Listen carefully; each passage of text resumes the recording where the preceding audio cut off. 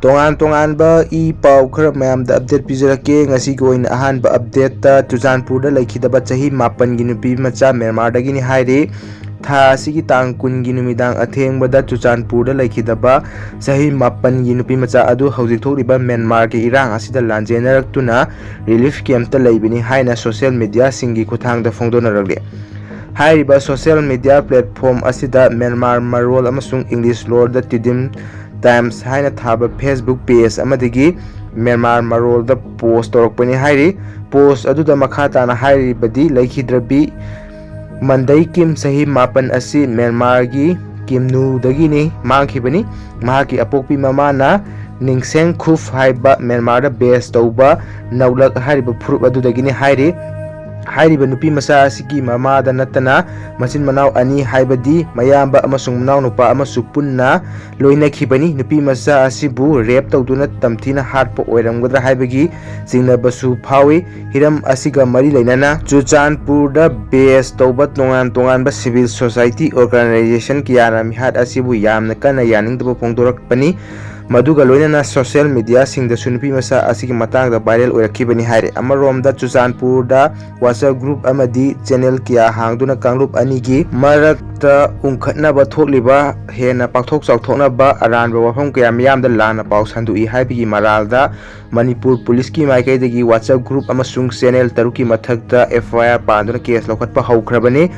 ꯑꯁꯤꯗ ꯅꯠꯇꯅ ꯃꯈꯥ ꯇꯥꯅ ꯃꯤꯌꯥꯝꯗ ꯑꯔꯥꯟꯕ ꯄꯥꯎ ꯁꯟꯗꯣꯛꯇꯨꯅ ꯃꯤꯌꯥꯝꯒꯤ ꯃꯔꯛꯇ ꯃꯤꯄꯥꯏ ꯊꯕꯥꯏꯕ ꯄꯣꯛꯍꯟꯕ ꯌꯥꯕ ꯋꯥꯐꯝ ꯀꯌꯥ ꯂꯥꯟꯅ ꯁꯟꯗꯣꯛꯇꯅꯕ ꯃꯅꯤꯄꯨꯔ ꯄꯨꯂꯤꯁꯀꯤ ꯃꯥꯏꯀꯩꯗꯒꯤ ꯑꯀꯟꯕ ꯋꯥꯐꯝ ꯈꯪꯍꯟꯈꯤꯕ ꯂꯩꯈ꯭ꯔꯕꯅꯤ ꯍꯥꯏꯔꯤ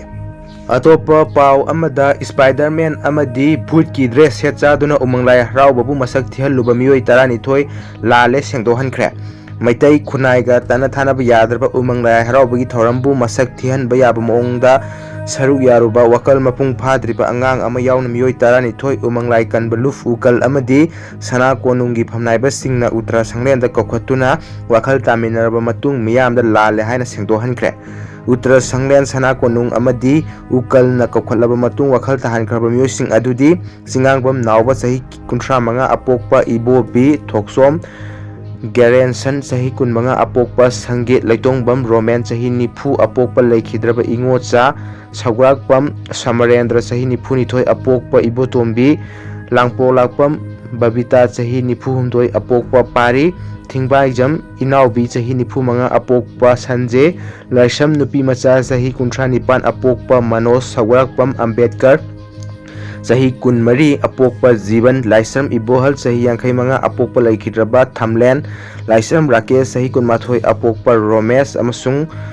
ꯂꯥꯏꯁꯣꯝ ꯑꯖꯤꯠ ꯀꯨꯃꯥꯔ ꯆꯍꯤ 94 ꯑꯄꯣꯛꯄ ꯒꯝꯚꯤꯔꯅꯤ ꯃꯈꯣꯏ ꯄꯨꯝꯅꯃꯛ ꯏꯝꯐꯥꯜ ꯋꯦꯁꯀꯤ ꯀ꯭ꯋꯥꯀꯩꯊꯦꯜ ꯀꯣꯟꯖꯦꯡ ꯂꯩꯀꯥꯏꯗꯒꯤꯅꯤ ꯍꯥꯏꯔꯤ ꯍꯤꯔꯝ ꯑꯁꯤꯒꯤ ꯃꯇꯥꯡꯗ ꯀꯣꯅꯨꯡ ꯃꯃꯥꯡꯗ ꯂꯩꯕ ꯎꯇ꯭ꯔ ꯁꯪꯂꯦꯟꯗ ꯄꯥꯡꯊꯣꯛꯄ ꯄꯥꯎꯒꯤ ꯃꯤꯐꯝ ꯑꯃꯗ ꯎꯀꯜꯒꯤ ꯖꯦꯅꯔꯦꯜ ꯁꯦꯀ꯭ꯔꯦꯇꯔꯤ ꯃꯨꯇꯨꯝ ꯃꯅꯤꯇꯣꯟꯅ ꯍꯥꯏ ꯍꯧꯖꯤꯛ ꯊꯣꯛꯂꯤꯕ ꯋꯥꯊꯣꯛ ꯑꯁꯤꯅ ꯃꯔꯝ ꯑꯣꯏꯗꯨꯅ ꯃꯇꯝ ꯀꯨꯏꯅ ꯂꯥꯏ ꯍꯔꯥꯎꯕꯒꯤ ꯊꯧꯔꯝ ꯄꯥꯡꯊꯣꯛꯂꯨꯗ꯭ꯔꯦ ꯑꯗꯨꯕꯨ ꯅꯤꯡꯊꯧ ꯂꯥꯏꯁꯦꯝꯕ ꯁꯅꯥꯖꯥꯎꯕꯒꯤ ꯌꯥꯊꯪ ꯃꯈꯥꯗ ꯍꯟꯗꯛꯇꯒꯤ ꯅꯨꯃꯤꯠ 5ꯅꯤ ꯂꯥꯏ ꯍꯔꯥꯎꯕ ꯄꯥꯡꯊꯣꯛꯅꯕ ꯈꯪꯍꯜꯂꯛꯄꯗꯒꯤ ꯃꯅꯤꯄꯨꯔꯒꯤ ꯃꯐꯝ ꯀꯌꯥꯗ ꯎꯃꯪ ꯂꯥꯏ ꯍꯔꯥꯎꯕ ꯄꯥꯡꯊꯣꯛꯅꯔꯤ ꯇꯥꯟꯖꯥ ꯑꯁꯤꯗ ꯋꯥꯈꯜ ꯊꯦꯟꯕ ꯈꯨꯟꯅꯥꯏꯒꯤ ꯆꯠꯅꯔꯣꯜ ꯊꯧꯑꯣꯏꯗꯕ ꯃꯤꯑꯣꯏ ꯈꯔꯅ ꯀ꯭ꯋꯥꯀꯩꯊꯦꯜ ꯀꯣꯟꯖꯦꯡ ꯂꯩꯀꯥꯏꯗ ꯂꯩꯕ ꯏꯕꯨꯙꯧ ꯈ꯭ꯋꯥꯏ ꯂꯥꯛꯄꯒꯤ ꯂꯥꯏ ꯍꯔꯥꯎꯕꯒꯤ ꯃꯅꯨꯡ ꯆꯟꯅ ꯉꯔꯥꯡ ꯂꯥꯏꯂꯝ ꯊꯣꯛꯄꯗ ꯁꯦꯠꯂꯣꯏ ꯆꯥꯔꯣꯏꯗꯕ ꯐꯤꯖꯦꯠ ꯁꯦꯠꯄ ꯑꯃꯗꯤ ꯅꯨꯄꯥꯅ ꯅꯨꯄꯤ ꯁꯥꯗꯨꯅ ꯐꯅꯦꯛ ꯁꯦꯠꯆꯤꯟꯗꯨꯅ ꯂꯥꯏꯂꯝ ꯊꯣꯛꯄ ꯌꯥꯎꯔꯝꯕ ꯊꯦꯡꯅꯕꯗꯒꯤ ꯉꯁꯤ ꯆꯦꯟꯅꯕ ꯃꯤꯑꯣꯏꯁꯤꯡ ꯀꯧꯈꯠꯇꯨꯅ ꯋꯥꯈꯜ ꯇꯥꯃꯤꯟꯅꯕꯅꯤ ꯍꯥꯏꯔꯤ ꯃꯍꯥꯛꯅ ꯃꯈꯥ ꯇꯥꯅ ꯍꯥꯏ ꯂꯝꯗꯝꯁꯤꯒꯤ ꯐꯖꯔꯕ ꯂꯥꯏ ꯍꯔꯥꯎꯕꯒꯤ ꯃꯆꯠ ꯑꯁꯤꯕꯨ ꯃꯥꯂꯦꯝꯒꯤ ꯃꯤꯌꯥꯝ ꯃꯃꯥꯡꯗ ꯂꯥꯟꯅ ꯎꯍꯟꯕ ꯃꯑꯣꯡꯗ ꯐꯦꯟꯁꯤ ꯗ꯭ꯔꯦꯁ ꯁꯣ ꯊꯣꯛꯄꯒꯤ ꯃꯑꯣꯡꯗ ꯅꯨꯄꯤ ꯑꯣꯏꯕꯤꯁꯤꯡꯅ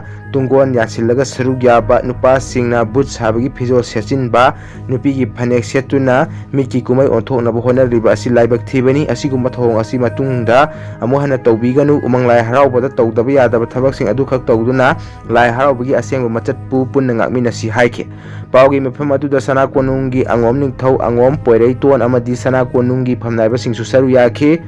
ꯉꯔꯥꯡꯒꯤ ꯂꯥꯏꯂꯝ ꯊꯣꯛꯄ ꯑꯗꯨꯗ ꯅꯨꯄꯤꯒꯤ ꯐꯅꯦꯛ ꯁꯦꯠꯇꯨꯅ ꯁꯔꯨꯛ ꯌꯥꯕ ꯀ꯭ꯋꯥꯀꯩꯊꯦꯜ ꯀꯣꯟꯖꯦꯡ ꯂꯩꯀꯥꯏꯗꯒꯤ ꯂꯥꯏꯁ꯭ꯔꯝ ꯏꯕꯣꯍꯜꯅ ꯃꯈꯣꯏꯅ ꯇꯧꯔꯤꯕ ꯊꯕꯛ ꯑꯗꯨꯒꯤꯗꯃꯛ ꯏꯕꯨꯙꯧ ꯈ꯭ꯋꯥꯏ ꯂꯥꯛꯄ ꯑꯃꯗꯤ ꯂꯩꯕꯥꯛ ꯃꯤꯌꯥꯝꯗ ꯂꯥꯜꯂꯦ ꯍꯥꯏꯗꯨꯅ ꯁꯦꯡꯗꯣꯛꯈꯤ ꯑꯃꯗꯤ ꯃꯈꯥ ꯇꯥꯅ ꯑꯁꯤꯒꯨꯝꯕ ꯊꯕꯛꯁꯤꯡ ꯇꯧꯖꯔꯔꯣꯏ ꯍꯥꯏꯈꯤ ꯄꯟꯕ ꯌꯥꯕꯗꯤ ꯍꯥꯏꯔꯤꯕ ꯃꯤꯑꯣꯏꯁꯤꯡ ꯑꯁꯤꯅ ꯁ꯭ꯄꯥꯏꯗꯔꯃꯦꯟꯒꯤ ꯐꯤꯖꯣꯜ ꯁꯦꯠꯄ ꯉꯥ ꯇꯨꯡꯒꯣꯜ ꯌꯥꯟꯕ ꯕꯨꯠ ꯁꯥꯕ ꯕꯣꯔꯥ ꯁꯦꯠꯄ ꯍꯪꯒꯥꯄꯥꯜ ꯃꯆꯨꯒꯤ ꯐꯅꯦꯛ ꯁꯦꯠꯂꯒ ꯅꯨꯄꯤ ꯁꯥꯕ ꯎꯅ una setpa phingau sesilga anok amuba upana chingba mathong chadaba thong sing chatharubani loinana makhoi video social media da viral oirakhibani haire atopa post amada boisa sing haina leiriba account adun thagalakpa post ama khak share tawjage masida lakpiriba haibadi posang bangda hangliba water park asida lakpiriba maru oina ichan singda haijaningbadi nakhoi mali per laklabadi ising da kumbiganu yamna hangoiba ama phawre ising da whisper tawkhalakpa yaure thengnajare water park sibu luna nana thamsi ama tangairba park ni mayamsu comment pibiu haijari chummi lali haiba adu haina mahakna post tawrakli atopa pau amada technopal da letpau haukipna board kana bu khona bada naron da hapsin khiba water singdu thidokmina si el ramesor hauzik lamdam asida leiriba miyam na wari ba asi miyam gi mihutni haina leiraga chindana phajaba wa nganglaga toktholakpana ama oibadagini technopal da BJP ki MLA letpau hauki board kana bu khona bada mitop kya voter lista hapsin khiba adu thidokmina si haina karau AC dagi kar khiba BJP ki MLA Lanchenba ramesor na phongdokhre wangoi AC ki MLA khuraijam loken gi Leikhida bi machanupi khuraijam ranjana gi mingda ngasi dagi ahanba khuraijam ranjana memorial invitation men's volleyball tournament 2025 all manipur volleyball association gi median makhada social welfare club na sinduna yunam huidrom thiam laisang khongda leiba yahi thel lampak ta hodokre MLA loken sponsor tawriba state level volleyball tournament adu hodopigi thoram adu da singjama AC gi MLA yumnam khemchan chief guest MLA loken president kairao AC gi MLA Lanchenba ramesor maitai tamenong AC gi MLA kya amana saruk yaduna hoigi tournament adu hodokhe atopa pau amada kukina yum mai thabadagi relief camp ta leiriba singbu lengangna amuk kadai da tange hairibano IDP manipur da tholiba irang asina kuki singna yum mai thaduna talakpadagi relief camp da changfam loduna leiriba IDP kharagi ming list dagi lengana lokthokduna thamliba asi laibak thibani relief camp ta leiriba IDP sing asibu lengana kadai da amuk tange hairibano haina kangchupta leiba panchayat gear relief camp ta leiriba inmate angom Dizendro na phongdorakle wafam asi ngasi Imphal West district ki manung chanba kangchupta leiba panchayat gar amadi salai ki lanai sangre anda leiriba imung kuntra henba ki imung gi miyoi sing saruk yaduna pangthokhiba pawgi mifam amada phongdokhibani mahana makhata na hai leifam leitaduna relief camp ta leiriba singbu lengang na sa ngagum ubiduna ming kakthalakpa yaningde numit mangani gi manungda leifam silaktrabadi lambi sorokta thoktuna lenga ki thausil asigi mayok takan ba khongtang changsilagane kuki singna yum mai thado khiduna amadi bom nong mai kapsil lakpada tek kairaba yum sing aduda changba yadabadagi relief camp ta leiriba imung kuntra rom list dagi ming kakthalakpa haibasi lenga ki karamba thausinno ming kakthalakpa asina relief camp amagi phangpham thokpa sakthung phangkhidre mafam asida leiriba IDP sing karamba phibam da leigadori haiba ngamdre relief camp tagi ming kakthalakpa asigi chapchaba maram lenga na khanghan pham thoi hausik panchayat gar amadi salai lanai sangre anda leiriba IDP sing asi phayang high school da hangba relief camp da leirambadagi leifam chalaktabadagi lanai sanglen sing da leirakhibani relief camp tagi ming kakthalakpa asina takpadi masa gi mayumda hanjinba yare haibaga chap manai maram aduna manipur gi governor chief secretary na hanagi mafam da changro hairabadi order ama thokpiro natragana security matik chana thambiba amadi manipur mache tana thugaina bhona riba kuki khulai paiba singna amu hanna kangsuki maitai khulsingda landa halaroi haibaki chap chaba thajaba piyu isagi iyumda hanjaragi haina phongdokhe mahana makhata na hai sufam nofam leitaduna sel thoktabadagi kangau naraba IDP singbu amukka hen awabi ba tokadabani lengana IDP singbu makhoida polum amagum na khanbadi chumloi isagi yumda nungaina lainingba ngaktani lengana matik mathauna leitabadagi ngasi phawba relief camp asida awaba khangyun leiribani manipur gi governor chief secretary Imphal West DC yauna mari leinaba singna mediang changbiduna ming kakthalakhiba IDP sing list amu hapchin gadabani natragana hanagi isagi yumda hanjinba yanaba thawang laukhalu madusu ngamdrabadi inmate singna akanba khongjang changsilakani haina su phongdokhi अतोपा अरोइबा पाउ अमदा Indian army की माइकैदगी थबक तौबदा नुंगाइनबा मणिपुर की police station 12 नौना AFSPA एक थमनबा तक्सिनख्रे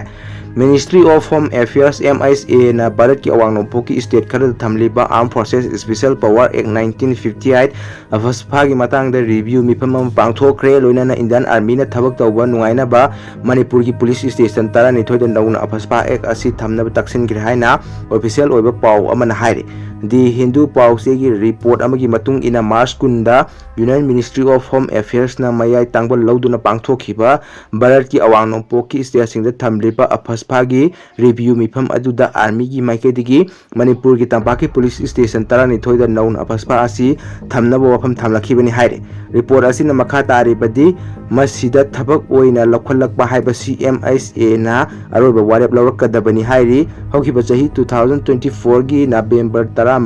मणिपुर की police station 14 की मनुंगदा police station 3 ना कोन मफमदा नौना AFSPA थमजिलखिबनी हाइरे ngarang phangkhiba mifam aduda manipur ki tampaki district sing asi aphaspa ki makha da thamnaba army ki maikai proposal ama thamlakhibani haire assam nagaland arunachal pradesh manipur da thamliba aphaspa ki matang da multi agency sing yal ga mifam ama haukiba march 18 da ministry da tawkhiba laikre tha taruk ki state mari da thamkhiba